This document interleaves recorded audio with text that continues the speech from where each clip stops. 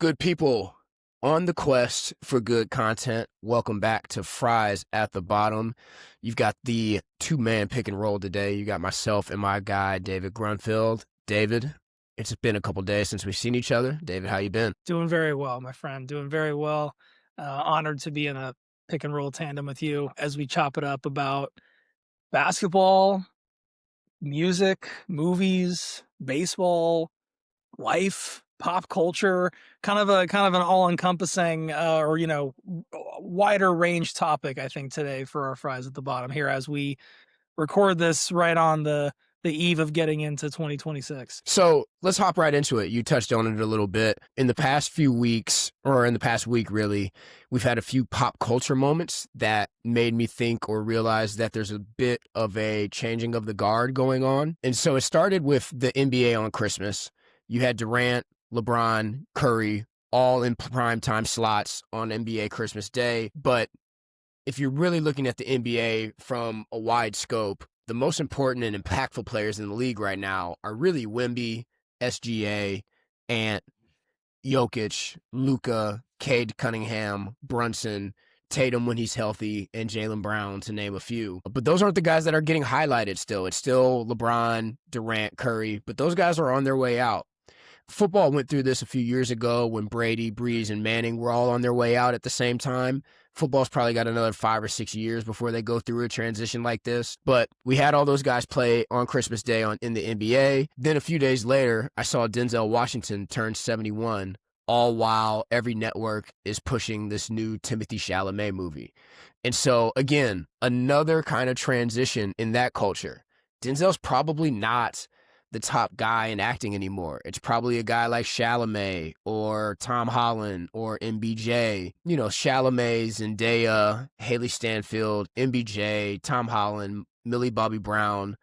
Those are probably the new guard. And the old guard would be the guys like Denzel, Tom Hanks, Jamie Foxx, even Will Smith, like Fresh Prince of Bel-Air. The last episode aired in 1996, you know? So there's just a change in the leaders of pop culture now, and you're one of my favorite people to talk about stuff like this with, so I wanted to get some of your thoughts. Yeah. Time just keeps on slipping into the future, as the famous Steve Miller Band once said. Yeah, I think, look, well, starting with the sports side of things that you were talking about, you know, the NBA and other leagues, right? You mentioned football, you know, needing to do that a few years ago, and then probably in the next 5 to 10, 5 to 8 years, you know, that next batch of talent kind of turning over.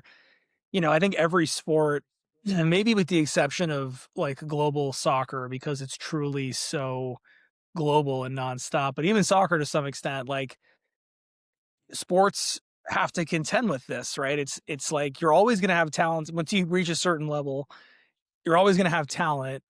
How do you cultivate that talent to be themselves, not make a cookie cutter image? Although maybe some leagues would like that, having a really cookie cutter image to represent the league. But I think the NBA, not in its current iteration, but I think maybe in the last 10 years or so, there was a time when the NBA did a great job of that, right? Like really let all their players have a platform to be themselves, speak out on social issues, do things like that, but also still maintain kind of like the cohesiveness of like, this is all being done by the NBA.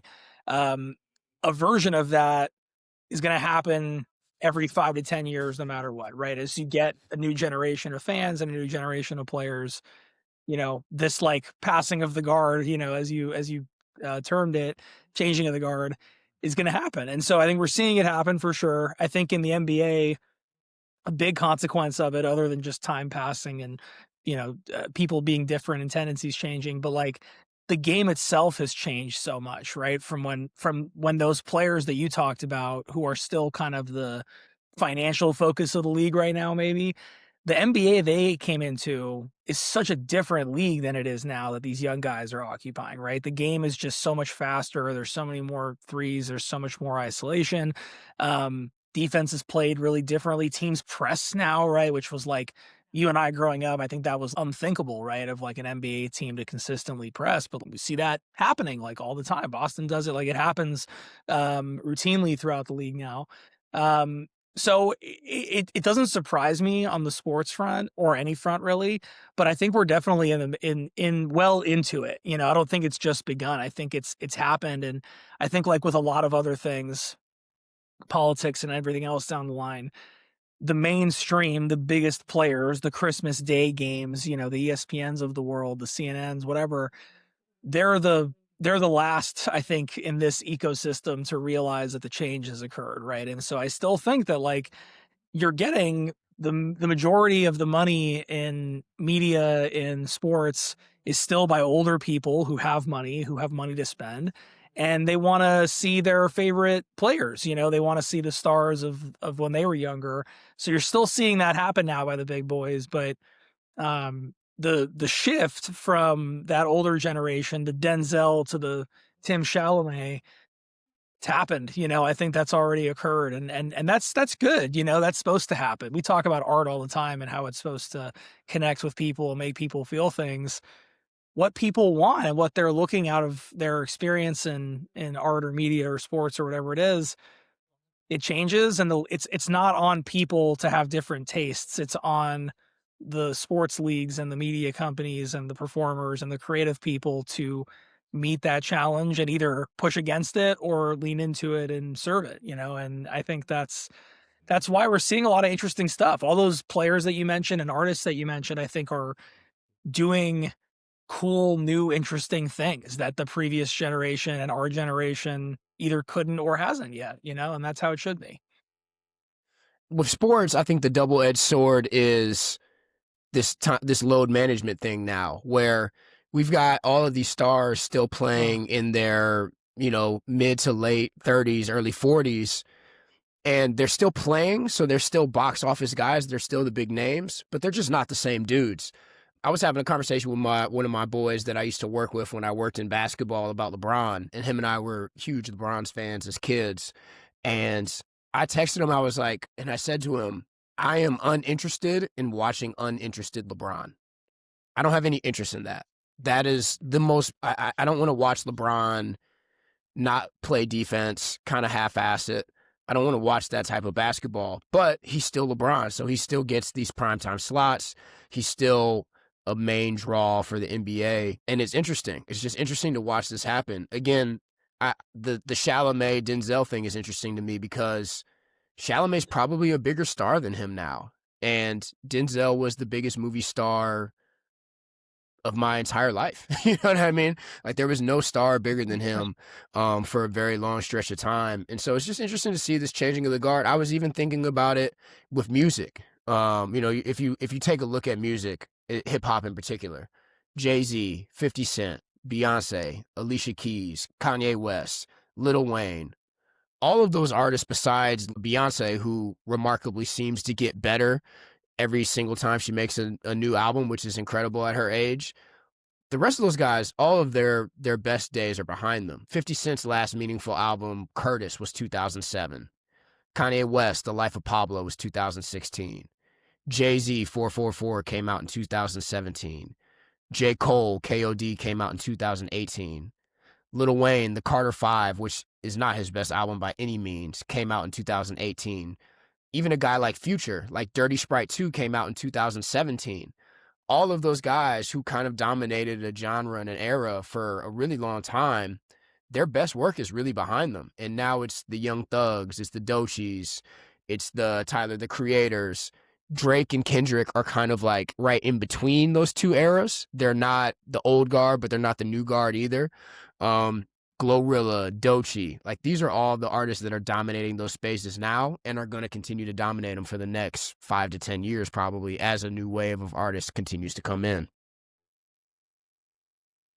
yeah, you know, the music and creative side of things is really, I think, interesting because it's different. You know, you don't have the same physical shelf life on what you're doing as you do as like an athlete, you know, where it's like, however talented you are, LeBron James, for God's sake, right? Like by by any calculation, one of the best athletes the human race has ever produced. You know, like I think that's pretty safe to say. Even LeBron, hits a point where his body's like, you're in your 40s and you can't do things the way that you used to be able to do them. Whereas Denzel, his acting ability is not contingent on him being able to, post up a 6'11", power forward. So it's an interesting thing about how it's less about what can this person get out of their physical abilities in a certain time frame. And I actually think it's way more about the audience. It's way more about what people are looking for and how reflective it is that, like, you see so many performers, whether it's often actors, but I think musicians sometimes too, where it's like they're really hot, they're in like every movie possible. And then like Brendan Fraser is a great example of this, right? Big, huge movie star, global big movie star. And then there's like 10 or 15 years where it's like gone, right? Like no interest from the public in any more of that. They feel like they've got their they've got their fill. And then there's this like cyclical thing. Like this happens in fashion too. It's like every 10, 15, 20 years, enough time has passed that the public is like ready for that creativity again. They're ready to like engage with that personality again in their acting or their music or their whatever it is. And I think that Denzel, like Denzel's still Denzel, like when Denzel's in a movie, when he does the what's his action franchise, the Equalizer movies, right? Like people love those movies, Yeah. right? He can still lead a studio, franchise. But it's different to your point. He's not the unquestioned like 1A guy in the world anymore. There is this new crop, which doesn't, in my opinion, doesn't mean that Timothée Chalamet or any of these people are quote more talented or better than Denzel or Jack Nicholson or any of these other people from this era. Tom Hanks is probably a better example, but like it's just different, right? And people are looking for different things. People are always going to be gravitating towards something that's new, even if things are both good. I think people are always going to look towards the new good thing before the thing that's been established and is good, just because that's how our brains work as people. So, yeah, we're seeing that. There's no doubt about it. And everything I just said about the arts, I think might even go double for like hip hop and music, but especially hip hop, right? Where trends change so quickly, styles and abilities change so quickly because of the internet and how quickly music is shared and talked about. A lot of those people that you mentioned, the Doechis and the Tylers and the whoever else you would consider as like this current generation of musical dominance, they get that, right? In a way that like even Kendrick and Drake, again, if you want to talk about them as the face, J. Cole of the faces of that era of hip hop, when Kendrick dropped 808s or not 808s, Section 80. I'm thinking of Kanye. Section 80. That was still an era of music and hip hop where like being signed to a label and putting out a full album and like doing stuff, that was still very much a thing, right? Getting radio play, right? Like making a single so that you could get on the radio and make sure that you were heard. They just came up in such a totally different media environment than what this new generation have been able to kind of like figure out for themselves. And by the way, not that there's not massive issues with how music is being done, because there are, but like these artists have found their way to navigate that and get their voices heard, in a way that's been impactful, which I think is super impressive, and it's just a series of challenges that the previous generations haven't had to deal with before. So, um, like I said before, I think like most changing of the guards and generational shifts, it's weird and it's often bad or perceived as bad by the generations that are not a part of the change or are on the handing off part of the changing of the guard as opposed to the receiving part of it. But ultimately, when you take a step back and you take a couple deep breaths as an older person, you realize that it's like benefiting everything, right? And that's, like I said before, it's how it's supposed to be. You need new voices, you need new people, you need LeBron, right? When LeBron came on, there had never been a LeBron before. And now we're seeing with Anthony Edwards and SGA and these guys, they're doing their version of the impossible, which I think is also really, really cool. So it's a good thing. Whenever I get feeling like an old man on my porch, crotchety about how the music doesn't sound like it used to sound, I try and remind myself that it's a good thing, and ultimately, the guard does need to be changed, because if you didn't change the guard, life would be pretty boring. Yeah. And as you were talking, I was thinking about this. One of the things that I'm enjoying about it is I'm enjoying the new personalities that we're getting. So, I'm a big NBA guy. And you look at the Shays, the Wembys, the Ant Edwards. Some of those guys are really interesting personalities. Ant Edwards in particular. Like, I think Ant is hilarious. And I also love Ant's commercials, particularly the Adidas commercials. I love how him and Adidas have looked at the sneaker landscape and said, look, if we continue to do things the same way we've always done them, we're just never going to win in these situations against the Nikes and whoever else and the Jordan brand. And so they've gotten creative with his commercials, and they've let his personality shine. And they are now the commercials are more social media bits and reels than they are just straight up commercials, because he curses in some of them, right? So it's not stuff that's always going to be played on network television. But I love that they're trying new shit. I love that they're getting creative, and they're just trying to do different things. And again, like you said, it's a new guard, so they're allowing these new guys to have influence on how their brand is handled, which is really fun. And then, like with music and acting as well, they look at Hollywood and the movie and TV world in just a totally different landscape. Chalamet has been in a lot of different movies already at such a young age. He's done the Dune movies. I think the third one's supposed to come out next year. One of the reasons that I thought about talking about this is because he's doing this I forget the name of this movie that he's got coming out, where it's something Supreme, Marty Supreme. He's done a lot of different movies. He did Bob Dylan. He did all these different types of movies. And, he's doing it at his pace. He'll have years where he'll put out 3 or 4 movies, or 2 or 3 movies, and then he'll have years where he'll only do one. And so it's just a very interesting way that this new generation is handling being the leaders of their culture, of their lane, of being movie stars, of being recording artists, of being athletes. I was watching one of Russell's old interviews the other day, and he said something along the lines of, I already have 35 albums that are on streaming services. And this was an old interview. He's probably at 45, 50 by now. Russell's our age. Like, you know what I mean? Like, Jay-Z doesn't have 30, 35 albums. You know what I'm saying? And so they're just putting their own spin on this thing, which is interesting. Well, and Russell's a great example of, like, not only putting their own spin on it, but, like, actually using the resources available to them that weren't available to Jay-Z or Nas and Andre, and those guys, where it's like recording something and getting it out to the masses was incredibly difficult and time consuming and expensive.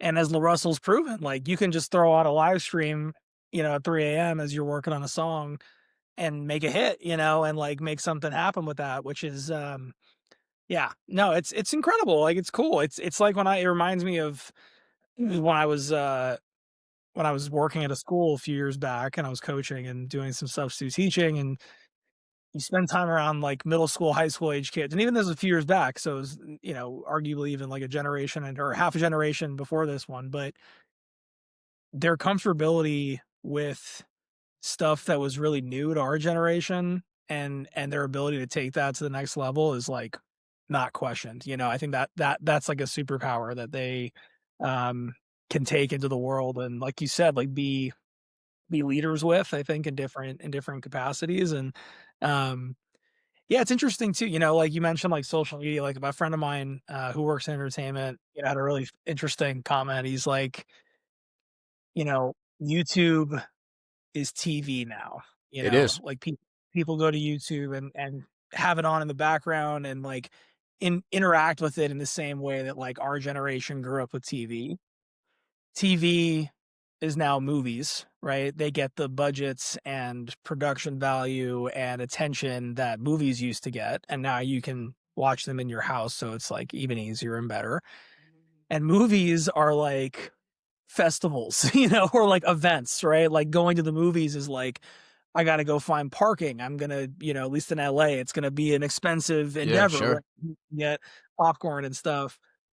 So and then like events themselves are like, I don't even know what, like a real endeavor. So it's like everything we're talking about on the media side, entertainment side, I think is kind of going through that prism of like, everyone needs to, we're an example, our channel is an example of like, we're just a couple of 3 guys who are passionate about doing something and wanted to do it. And we have the resources available to us to go hustle it and go try it. you know, a generation or two ago, we would have been dudes in a basement, you know, with a big cassette player recording ourselves talking. We would have looked like crazy people, right? So it's like, I think part of being creative, part of being an athlete, part of being a leader, to use your term again, in any sense, is doing that, is like being aware of the environment that you're operating in and making the most out of it. And it's part of what gives me hope about the future for everything, is that for all of the craziness in the world and things that are difficult, I do think that the generation that's getting the guard passed to them has those qualities and has the ability to figure things out and yeah, use those resources in the way that like we've seen artists and the people that we respect do. So it's also part of the reason why I think that like people like Andre have, you know, said things like, I don't want to rap or make music because I don't feel in touch with the culture, right? And like I don't want to force it, I don't want to push it. That's fair, you know, like of course I and everybody else wants him to make a rap album, but like I understand where that feeling comes from, because it's why you wanted to talk about this in the first place. There is like there's a noticeable change in how things get made, things are done, and how people consume them. So I think it's part of the interesting and wild times we find ourselves living in, you know? Yeah, you made an interesting point that I want to touch on. You were talking about movies being like festivals now and whatnot. Think about, as a movie studio, the decision you have to make and the advertisement dollars you have to commit between making a movie that's going to go straight to a streaming service as opposed to a movie that's going to be in the theaters, and how much advertising dollars you have to put into a movie that's going to be in theaters. So again, we talked Right. about this Marty Supreme movie. Um, what's the movie that Sinners that Michael B. Jordan just Uh, did? Those are two movies that, off the top of uh-huh. my head, I can think of recently that I think are going to have really good turnouts in the movie theaters. But that's not how movies are made anymore. And the advertising dollars that you have to push to get people to leave their house and say, I am going to go to the movie theater and make a night out of going to see this movie, is so drastically different from even just 5 to 10 years ago. You know, I think you and I, we are of the generation that we like going to the movie theater. I still will go see a good movie. I didn't catch Right. Sinners in the movie theater, but it's not because I'm not a movie person. It's just because the timing didn't work out. But I'll probably go see this Marty Supreme in the theater. And the next movie that really catches my eye, I'll go see it in the theater. But if I was running a movie studio, unless it's a blockbuster, like guaranteed blockbuster, mega superstar on the poster of the movie, I'd be pushing for Netflix and, you know, streaming services almost every time. Well, that's a great, I don't know, segue, or like, you know, completing the circle from where you started this conversation, right? Why does the NBA have LeBron and Steph and established stars headlining Christmas Day? For the exact reason that you just said, right? As a movie studio, for advertising dollars and Yeah, knowing what's my bankable asset, right? What's the thing that's going to get butts and seats and get eyeballs on the screen? Known commodities, right? Things that we know are going to be successful. And that's why movie stars exist and why they get paid tens or hundreds of millions of dollars for movie deals, because the studio won't spend on anything, but they will spend if they know they're going to get, you know, a guaranteed return. And yeah, you're totally right about how movies, but also just media in general, have to look at that. And there was a really interesting interview, people can look it up. I saw a little while back from Matt Damon, who was talking about uh, DVDs changed everything, right? The fact that a studio would be willing to take a risk on a movie and have it not do well in the theaters, knowing that they were basically going to have kind of like a second release in terms of like money coming in from releasing the DVD, right? Because if people missed it in theaters and they wanted to watch it, that's how you could watch it, right? sure. You went and got the DVD. That entire revenue stream has completely been removed from the industry, right? So it's like, not only do you have to weigh the ad budget and what you want to do for a theatrical release versus a streaming service, but like you don't have the good days, the glory days are over, right? And so now you have to figure out, where am I going to take my shot? Things like, how do I market this? What you said a few minutes ago, I'm not going to go spend millions of dollars on 30-second commercial spots for TV. I need to be smart about how I, market this to social media and how people are actually going to consume this. It's by the way, if we're talking about changing of the guards in pop culture, here's another one is like, we've talked about this, people using AI, or ChatGPT or Gemini or their version of AI as their search engine, right? As opposed to going to Google or Bing. I don't know anybody who uses Bing, but Google.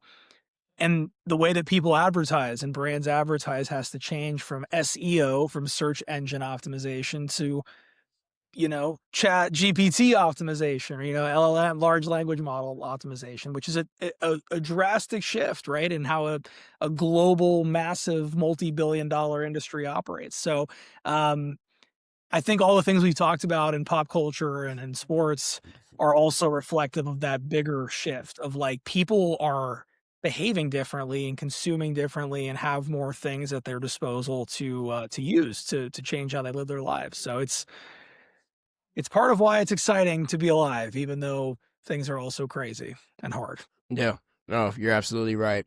Well, look, I know you've got birthday parties to get to, so we'll let you get out of here. But I just wanted to, I just wanted to have a conversation about just how things are quickly and rapidly changing in our world. And like I said, I was observing over Christmas the change in the NBA, the change in Hollywood, the change in music, and I love talking about all of those things with you. So I wanted to hop on real quick and have a quick convo about it. Do you have anything else before I let you get out of here and go enjoy the rest of your day with your lovely wife in lovely Cali?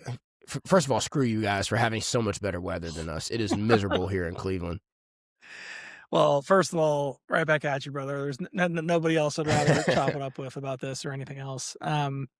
But also, yeah, no, I think the last thing I'll say, to not toot our own horn or gas ourselves up, but I think part of the reason why we have so much fun with the channel is that it allows us to be introspective about stuff, right? Like, I had for all the stuff that I'm doing this past weekend, friends of ours just had a baby daughter, and they had a naming ceremony for her, and her dad they wrote letters to their 7-week-old daughter, which was very, very beautiful and sweet.